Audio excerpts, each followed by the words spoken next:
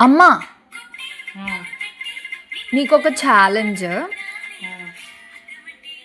ఎప్పుడు నాకు ఇస్తావు కదా ఛాలెంజ్, ఇప్పుడు నేను నీకు ఇస్తాను. ఏదో తేడాగా ఉందండి.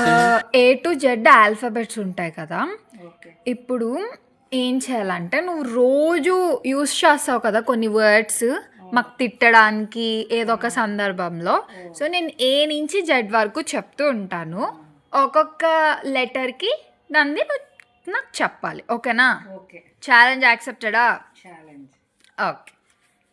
A ఫర్ అది తర్వాత మాట్లాడదాం. B ఫర్ బద్దకిష్టి నెంబర్ 1. C ఫర్ చిరాకు తెప్పింది. D ఫర్ దవడ పగిలిపోతుంది. E ఫర్ ఎర్లీగా లేవు, ఎర్లీగా పడుకోవు.